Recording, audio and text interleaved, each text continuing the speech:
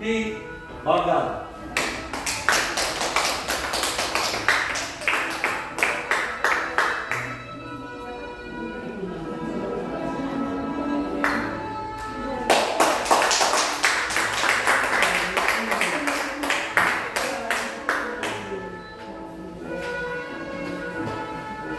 Marilyn N. Elioco.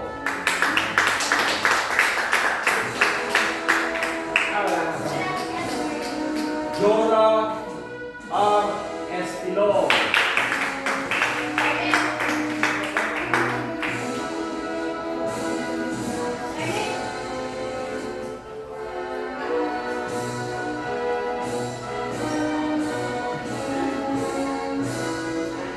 Melita B. Fabio.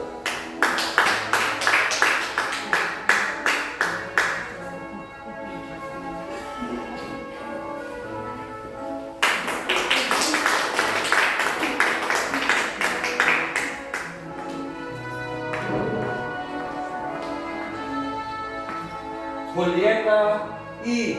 Freneluces.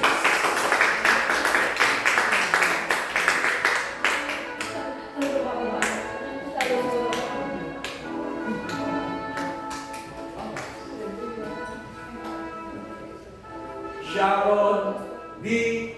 Macabanco.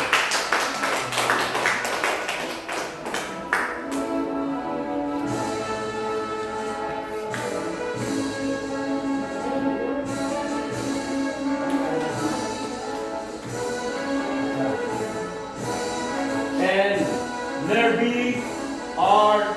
Ong.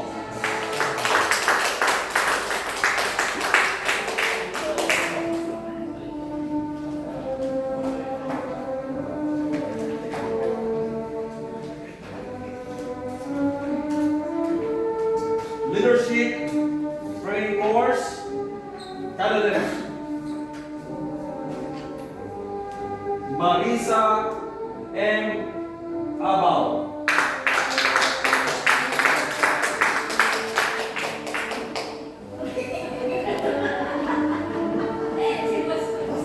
Priscilla P.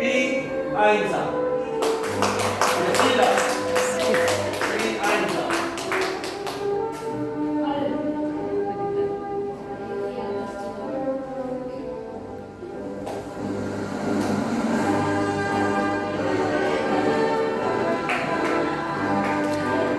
Ayos to ah. Hi. Joanna Congratulations. Joy O. Alvarez.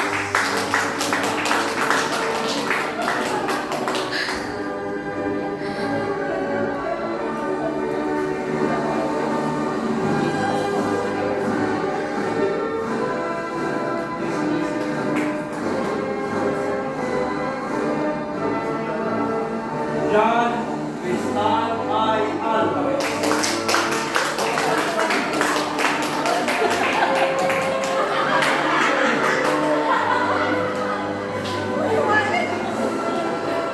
Pamangkin ko yan. Pamangkin ko yan. Ang bait. Pamangkin ko yan. Mary Joy M. Gonzalez.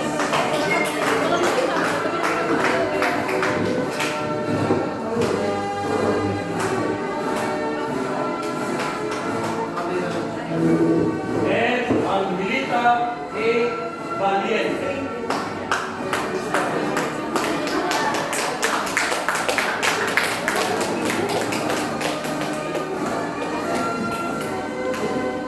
Remain standing for the opening prayer led by Pastor Alvin Salazar.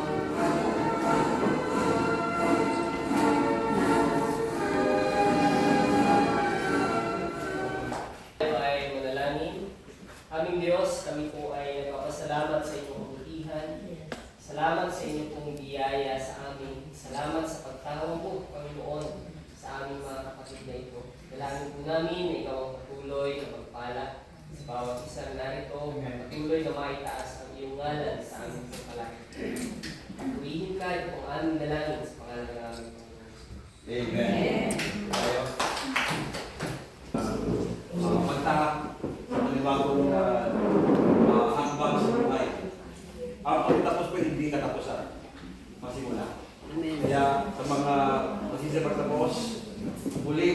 sabi yung wish lang na kanina, ang certificate ko ay papel. Papel lamang ito. Pwede masira ng tulo. Pwede mabasa, mawala. Pero yung pagkikiwala ng Diyos sa inyo, ay mananatili yun. Kayo, tinawag ng Panginoon, walang duda doon. Tinawag kayong lahat Amen. ng Panginoon. Subalit kayo tumanggap ng hamon na hakbangin ang panibagong hakbangin wala tapos ng aking pinagsalita. Ang aking lang tagubilin sa ating lahat. Manatili kayo mababa. Manatili ang pagiging mababa. Pagdadalhin nyo ang dangal sa inyong mga buhay. Higit sa lahat, lagi nyo isipin ang karangalan lamang ng ating Panginoon. Amen. Sa pagtapos, congratulations sa inyo. At meron pa kayo isa pang hakbangin. Kaya gawin. God bless you. Ito naman ay kailangan ko na sa mensahe ng ating Panginoon na dadali po ng ating buting pastor. Siya po ay nagtapos din ng kurso sa Biblia, Bachelor of Theology and Masters in Christian Leadership sa All Nations Theological Seminary. Nakakatuwang isipin na yung ating mga Pastor Billy nagtatuto sa ASCM, Pastor Rapel sa IDC, Pastor Merlin sa ACDS. Siya po yung ating naging valedictorian o kanyang pumba. Without many ado, let us welcome our guest speaker this afternoon for this first commencement exercises, Reverend Alvin. Kung isipin po na tayo ay nag-graduate, lumipit graduation, talagang nakakakaba, pero nakakatawa din isipin. Alam po niyo, ito yung isang pagkakaiba sa gumraduate ka sa Bible School at o gumraduate kasi sa training na ang pinag-aaralan ng Biblia.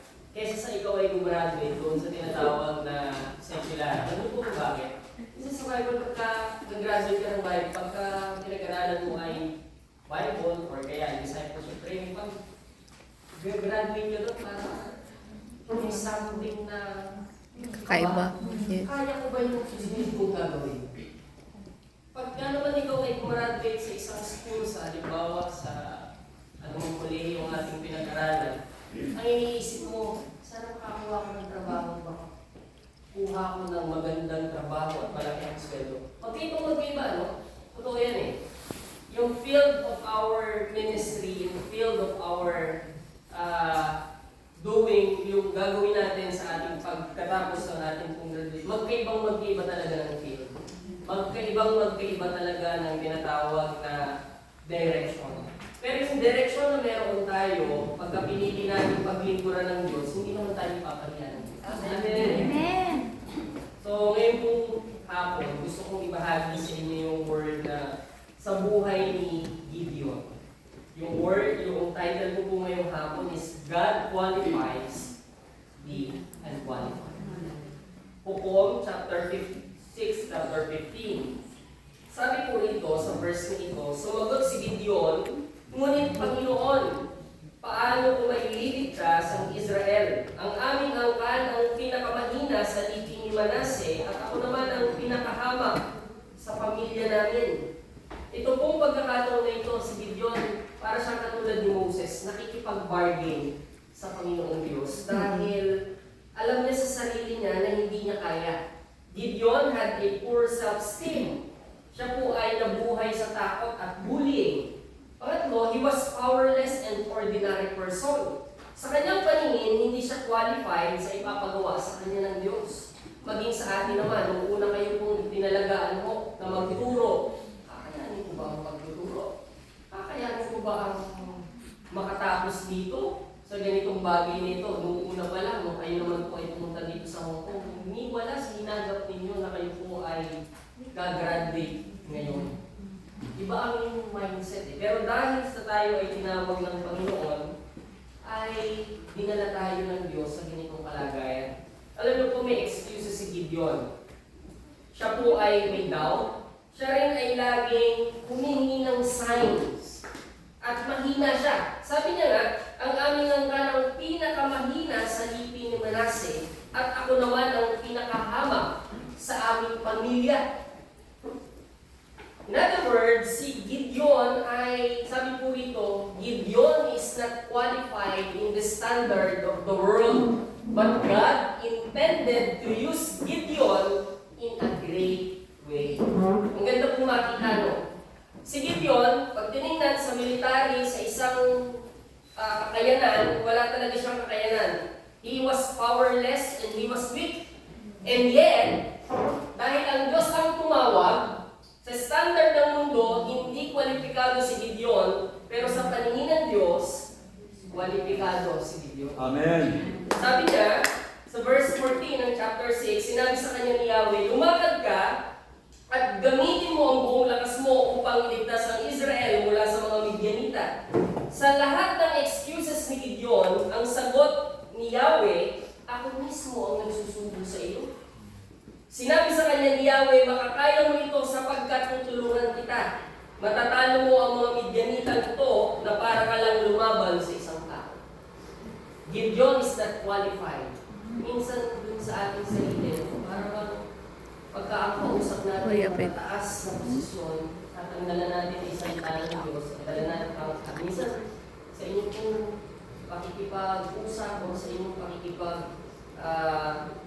paglilingkod sa Panginoon, makakaharap na talaga ng mas matataas at mas edukado kaysa sa atin.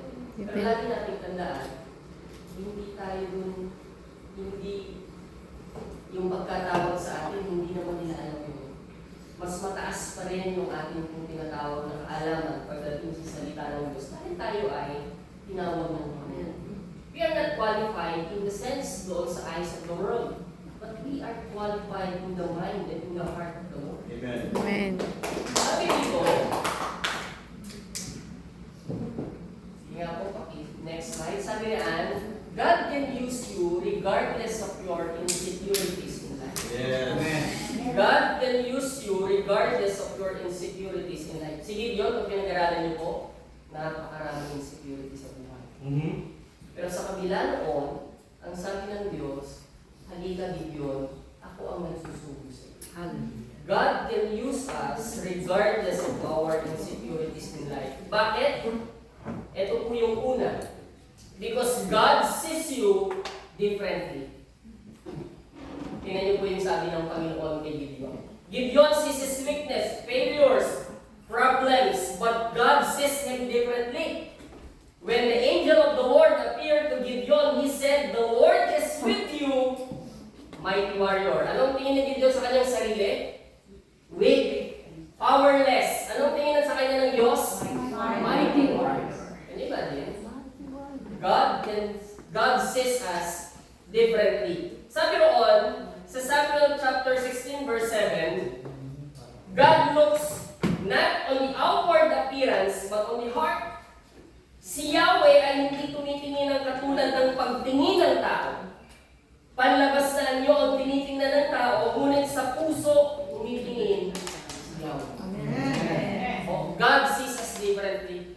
Iba ang tingin. Kung ang tingin mo sa sarili mo ay mababa, hindi yun ang tingin sa ng Diyos.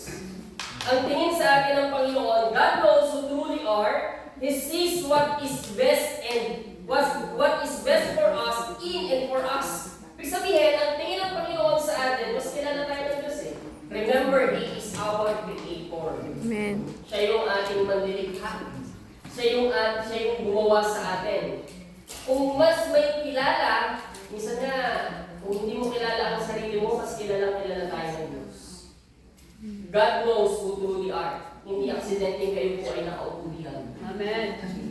Hindi aksidenteng kayo ay nagtrabaho sa Hong Kong. Then God used those things for us to understand na tayo po ay ang path talaga natin ay hindi lamang para magtrabaho, kundi higit sa lahat ay maglingkod na sa Amen. no, hindi lamang sa mga graduates na nandito, kundi sa bawat isang narito sa ngayong hapon. Na tayo ay hindi lamang para magtrabaho sa Hong Kong, but God called us into His ministry para po may pangaral at may tatag at may parangalan ang kanyang pangaral, ang kanyang pangalan. Regardless of our insecurities in in life, God can use us because God sees us differently. Pangalawa, masyadong tatagalan at alam ko kayo po ay excited ng makapagtapos ngayong pong hapon. Pangalawa, God will give you more strength as you obey. God will give you more strength as you obey. In verse 24, sa pagbabagay ni Gideon sa Panginoon, wala naman siyang nagawa katulad din ni Moses. Pagdating ng verse 24, ang sabi roon, at si Gideon ay nagtayo roon ng isang altar para kay Yahweh, na tinawag niyang si Yahweh ay kapayapaan. Ibig sabihin lamang, nung pagtatayo ni Gideon, handa na siyang sumunod dun sa nais gawin sa kanya ng Panginoon. And you imagine, from powerless, from weak, from doubt, sa lahat ng kanya pong pinagdaanan, pagdating ng verse 24, ano ang kanyang ginawa? Sumunod sa Panginoon. Alam po ninyo, totoo yan. Kapag ikaw ay sumusunod sa Panginoon, ang Diyos ang nagbibigay ng lakas sa atin. Amen. Ang isa pang bagay na maganda, our obedience unleash our potential. Alam niyo po yung unleash? Nakahayag yung tunay na ikaw habang ikaw ay sumusunod sa Diyos. Amen. Kaya ang payo sa atin bilang mga mananampalataya, hindi lang sa mga gagraduate, sa atin, sunod lang tayo sa Panginoon. Time will come. Yung palang ginagawa natin, ina-unleash na ni Lord yung ating potential. Imagine, hindi nyo akalain, simula nung bata tayo, hindi mo akalain. Hindi mo akalain kung makakapagbubo ng Biblia. Siguro si Kasi wala sa hinagap na ganito, ang design. Wala tayo, hindi naman tayo nag-design na lumapit sa Panginoon. Amen. But because of His grace, God chose us and used us for His ministry, for His glory. Our obedience unleashed our potential. Sunod lang tayo mga kapatid. Kahit wala, siguro, huwag niyo pong tingnan na sila po ay mas magagaling kaysa sa atin. Nauna lang sila, susunod na kayo. Hallelujah! Ganun lang naman yun. Amen. Pero again, as we obey to the Lord, God will give us more strength. Because our obedience unleashes our potential. Ito po yung pangalawa. Pangatlo, panghuli, God calls you with certainty. Yes. God calls you with certainty. Si Lord hindi nagkamali. Hindi aksidente.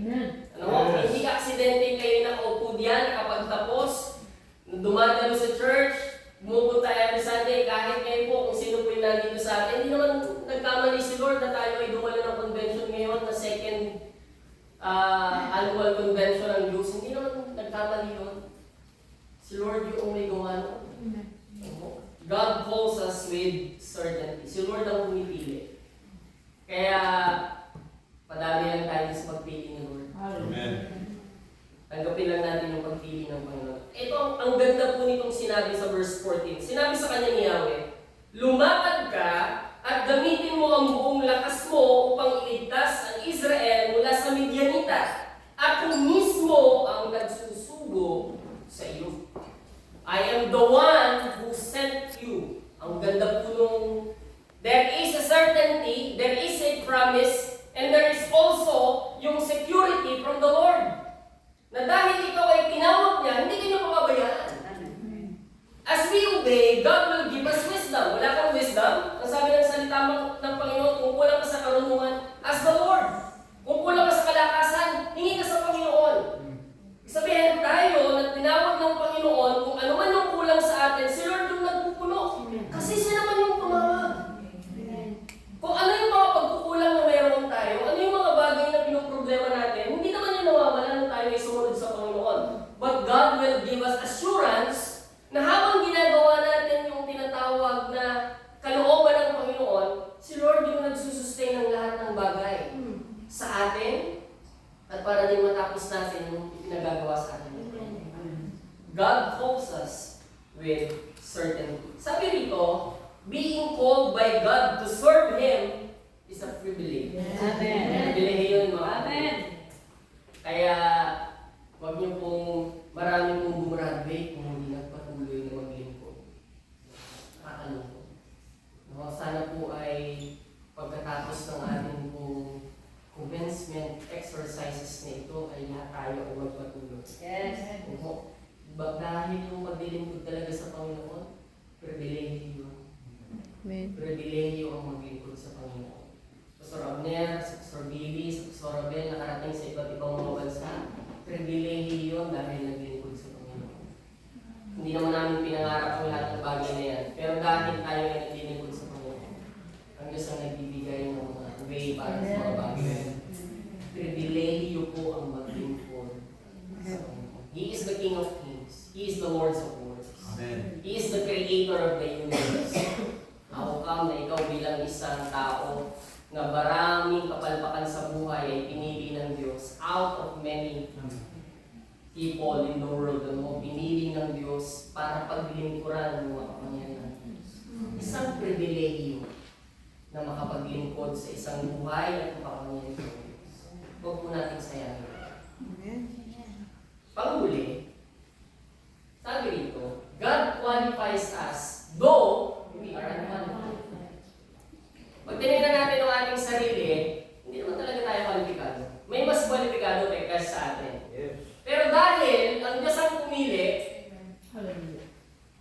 naging kwalipikado ang unqualified. Naging karapat-dapat ang hindi karapat-dapat. Sabi ng unang Korinto, dito po ako magtatapos, subalit pinili ng Diyos ang mga naturingang hangal sa sanlibutan upang hiyain ang marunong, at pinili niya ang mga naturingang mahihina upang hiyain ang malalakas. Pinili niya ang mga pangkaraniwang tao katulad natin, mga hinahamak at mga mahihina sa sanlibutan ito. Yung standard ng mundong ito ay hindi natin kayang abutin, but God chose us upang ipawalang saysay ang mga kinikilala ng sanlibutan. At walang sino man ang makapagmamalaki sa Diyos. Imagine mo, kung ikaw ay perfect na tao, at ikaw yung gagamitin ng Panginoon, hindi naman niya para ibigay, hindi na natin makikita yung beauty, yung power ng Panginoon sa buhay natin. Kung tayo ay perfecto. But because we are imperfect, while we are doing extraordinary tasks from the Lord, yung glory ng Panginoon, habang ginagawa mong extraordinary na yun, kitang-kita yung kabutihan at biyaya ng Panginoon. Dahil hindi naman natin kaya eh. Pero dahil ang Diyos ay nasa atin, ang Diyos ang pumili sa atin, ang Diyos ang nagbigay sa atin ng tinatawag na kakayanan, therefore, kaya na natin makapaglingkod dahil sa kanyang biyaya. Amen. We are unqualified, but because of God's grace, we are now qualified. Sabihin mo nga sa iyong sarili, I'm now qualified. Ang buti ng Panginoon. Amen. We are all qualified. Pero isang paalaala lang sa atin, panghuling paalaala sa verse 29, wala tayong information. Yung ating pong toga, yung ating pong medalya, ano ang ating tatanggapin, lahat ng bagay na yan ay hindi natin kayang pagbalak sa Panginoon. Amen. Lahat ng bagay na yan ay magtuturo dapat sa atin na tayo ay maging mababa, na tayo ay dapat sumusunod at nagpapasakot.